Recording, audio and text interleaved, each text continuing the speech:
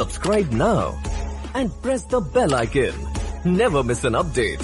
चीमा और दोस्तों, वो क्या एक मुहावरा है ना कि क्या हमें दुश्मनों की जरूरत है? हमें दुश्मनों की कोई जरूरत नहीं जब हम ही एक दूसरे को गालियां दे रहे हैं और हम ही एक दूसरे के लिए गड्ढे खोद रहे हों। इमरान खान साहब ने फिर जैसे जैसे अगर आप लोगों ने मेरी पुरानी वीडियोस देखी हों तो मैंने बारहा एक चीज कही थी।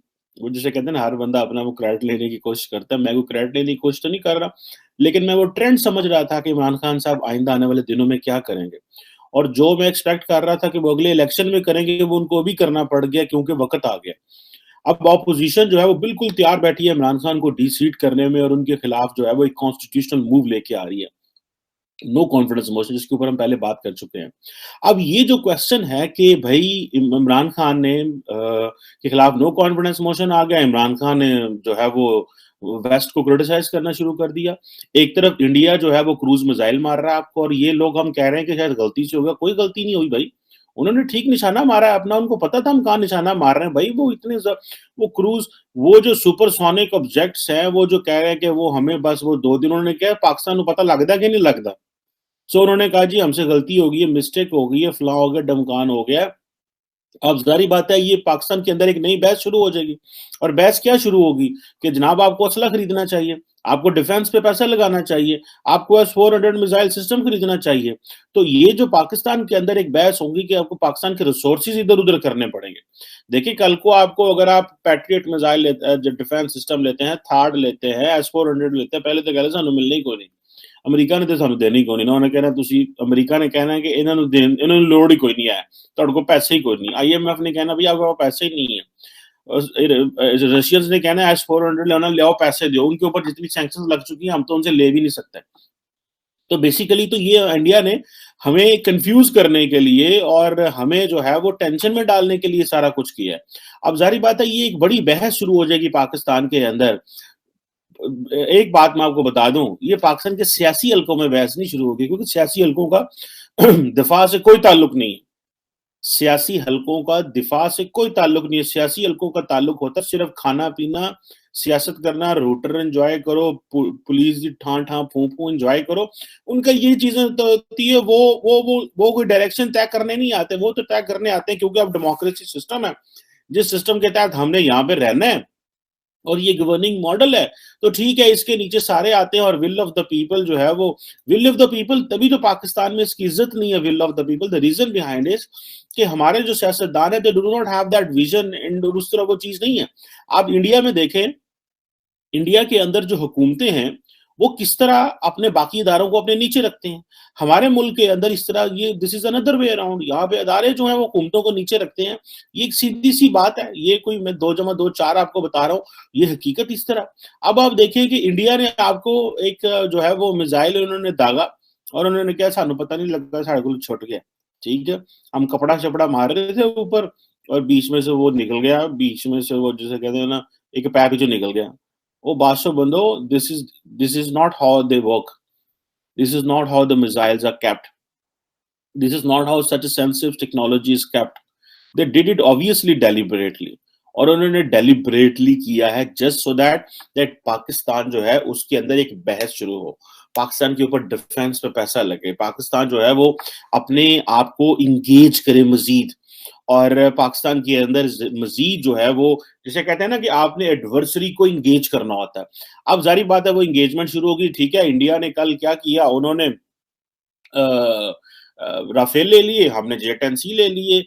उन्होंने कल को सबमरीन ले लेंगे, हम भी को ले लेंगे। उन्होंने S-400 ले लिया, हम भी को जाके S-400 जाके वहां से ले लेंगे। बल्कि कल मैं आपको वीडियो में बता रहा था कि पाकिस्तान जो है वो कोई ना कोई चाइना के साथ जो ले रहा है डिफेंस सिस्टम, लेकिन वो इतना तगड़ा नहीं है। ठीक है जी। अब ये जो सुपरसोनिक ऑब्जेक्ट जो थी 40,000 फुट की बुलंदी से उड़ी है। ठीक है, आई थिंक जो चाइनीज के पास है उसका जो टोटल वो जो रेडियस है वो 27 किलोमीटर है। ठीक है, और 200 किलोमीटर उनकी रेंज है। वो तो वो हमारे लिए सूट नहीं करता वो, क्योंकि इंडिया ने जारी वादा कोई छोटी छोटी शुरशरियां तो नहीं चलानी।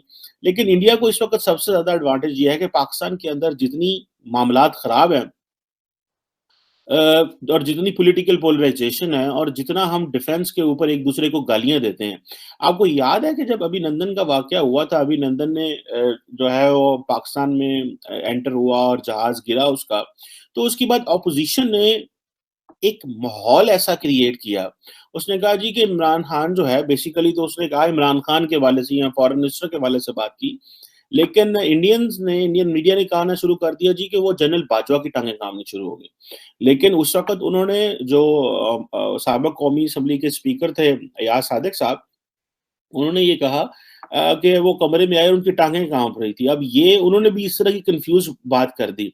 तो ये जो हमारे मुल्क के अंदर एक-दूसरे के खिलाफ हम जो रिस्पेक्ट नहीं कर पा रहे, हम डिफेंस के ऊपर भी इकट्ठे नहीं हैं। और क्योंकि डिफेंस के ऊपर इसलिए इकट्ठे नहीं है कि सियासी जमातें समझती हैं कि भई हमें वो राइट नहीं मिलता फैसला करने का जो हम करना चाहते हैं। हमें वो चीज़ नहीं मिलती करने के लिए जो हम चाहते हैं, सो हम क्यों इनका साथ दें? ये हमारे खिलाफ सारा टाइम प्लान करते हैं, हमारे लीडर्स को जेलों में डालते हैं, तो क्यों हम क्यों ना इनको एक्सपोज़ करें? क्यों ना इनको मुश्किल में डालें? वो कहते हैं ना कि आप अपने ओपोनेंट को उसकी वीक जगह पे मारते हैं।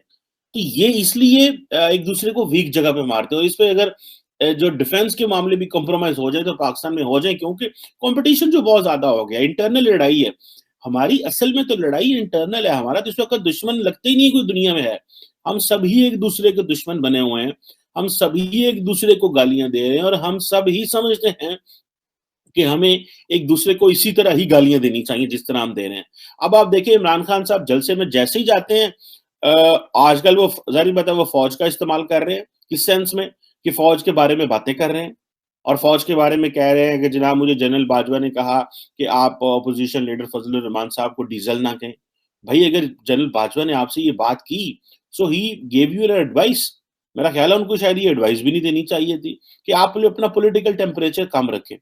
And be decent. In other words he was saying to Imran Khan कि बी डिसेंट इन पॉलिटिक्स।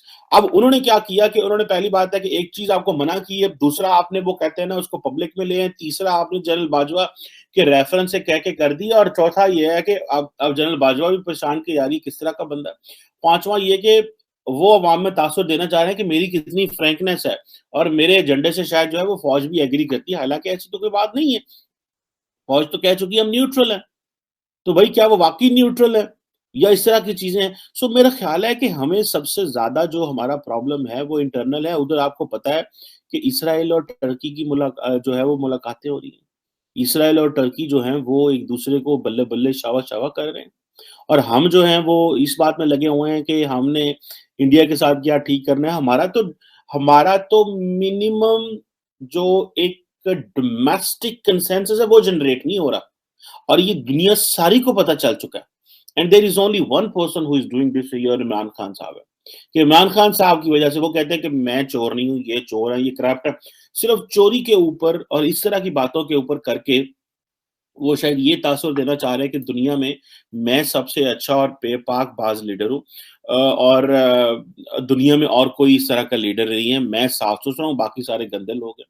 एक तरफ वो इज़राइल को भी बातें करते हैं, वेस्ट को भी बातें करते हैं और अभी फिर एक जलसे में उन्होंने यूरोपियन यूनियन को जो है वो फिर आंधी हाथों से लिया।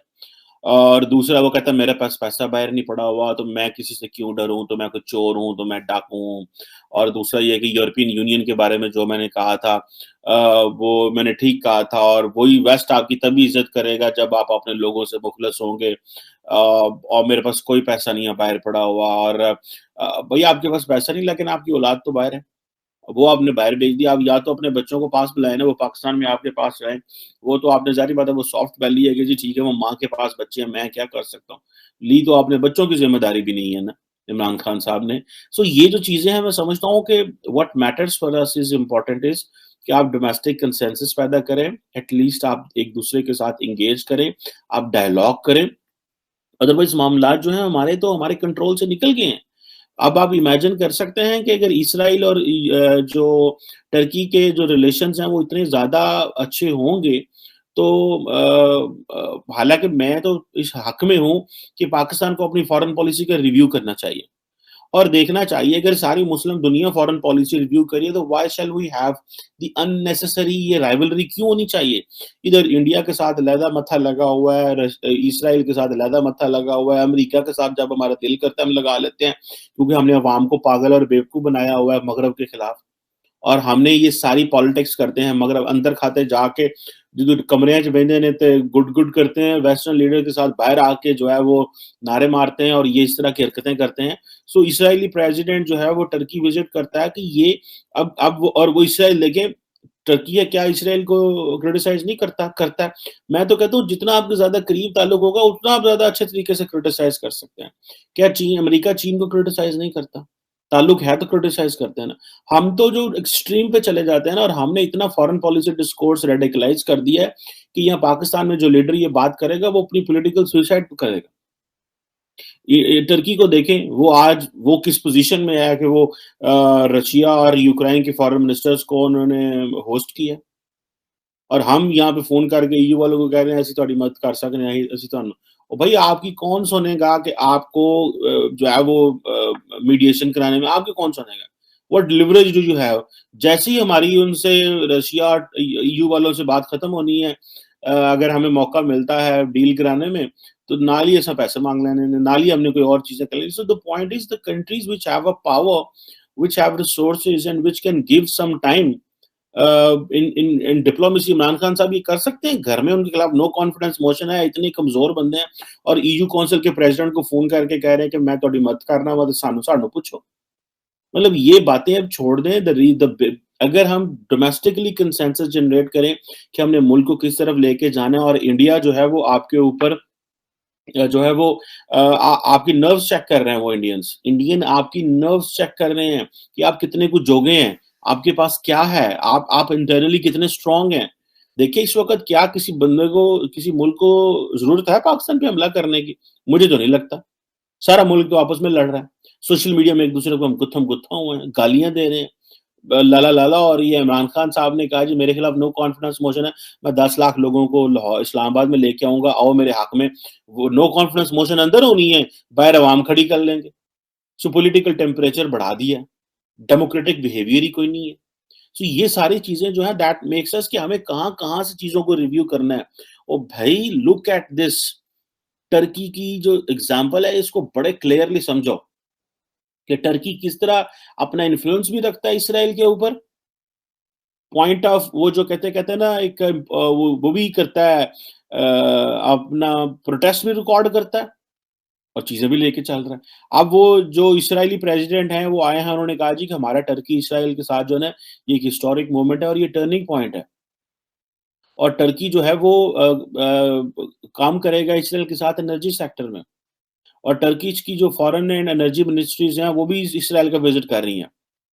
और पॉलिटिकल डायलॉग होगा और दोनों वो कह रहे हैं कि हम दोनों मुल्कों की म्यूचुअल सेंसिटिविटीज़ को एड्रेस करेंगे। और इसराइल को पता है कि जो Turkey that is an important Islamic country. अगर हम मिडल ईस्ट में अब देखें ना, होना क्या है, यूएई पहले करीब हो गया, जीसीसी के एक आधा मुल्क पहले करीब हो गया, सऊदी अरब आइंदा करीब हो जाना, सिर्फ हमने अकेले रह जाना है। क्यों? कि हमारा विज़न ही कोई नहीं है। हम लोगों को सिर्फ रेडिकलाइज़ करने के मास्टर हैं, हम लोगों को बेवकूफ़ बनाने के मास्टर हैं और हम दुनिया के लोगों को बेवकूफ़ नहीं बनाते, हमारे लीडरान हमें ही बेवकूफ़ बना रहे होते हैं। हम एक-दूसरे को सिर्फ बेवकूफ़ बनाने के मास्टर हैं, सिर्फ बेवकूफ़ बनाने के मास्टर हैं। हर अदारा, मीडिया हो, इतना गंदा निज़ाम इन्होंने देखिए, ये जो चीज़ें हैं कि आप किस तरह आप आप रैशनल रहते हैं, आप रेडिकल नहीं होते। दुनिया में आप जब फॉरेन पॉलिसी के मामलात आते हैं या इस तरह की चीज़ें आती हैं, तो दुनिया एक डायलॉग का नाम है। फॉरेन पॉलिसी पे हमारी स्कूलिंग ही कोई नहीं है। हमें ये पता ही नहीं है कि किस तरह हमारे नेशनल इंटरेस्ट कहाँ पे कॉम्प्रोमाइज़ होगा। यहाँ पे हम समझते हैं अगर हमने अमेरिका को और यूरोप को गाली दे दी तो हमारे नेशनल इंटरेस्ट उस और जो है ना उतना हो जाएगा। और भाई इससे नहीं होगा। वो आज बिलियंस ऑफ यूरोज़ की हम एक्सपोर्ट भेजते हैं, रेमिटेंस आता है। हमें तो वो 1 मिनट में उड़ा के रख दें वहाँ पे। मैं आपको बताऊँ कई यूरोपियन डिप्लोमेट्स ये कह चुके हैं इस्लामाबाद में कि जब आपका वज़ीर-ए-आज़म ये ट्वीट करता है कि इतने बिलियन डॉलर जो है मेरी रेमिटेंस आई है, तो क्या ये स्ट्रेंथ है कि वीकनेस है? That is a weakness. वो आज हमें अगर हमें चाहें तो हमारी वो कान मरोड़ दें। सऊदी अरब से हमें $6 बिलियन की रेमिटेंस आती है, इससे भी ज़्यादा शायद आजकल। मिडल ईस्ट से टोटल को 12-14 अरब डॉलर की रेमिटेंस आती है। जब दिल करे हमारा कान मरोड़ दें वो। और हम इसको बड़ा फ़ख्र से कहते हैं जी, ये इमरान खान साहब के ऊपर कॉन्फिडेंस है कि ज़्यादा पैसा आ रहा है। ज़्यादा पैसा इसलिए आ रहा है कि रुपए की वैल्यू कम हो गई है। तो इसलिए डॉलर वो जो डॉलर आ रहे थे, रुपया इतना गिर गया कि वो रुपए ज़्यादा बन गए। तो ये मेरा ख़्याल है दिस इज़ वेरी अनफ़ेयर कि इस तरह का माहौल पैदा करना और you have to be very, very careful what you are doing. Thank you very much.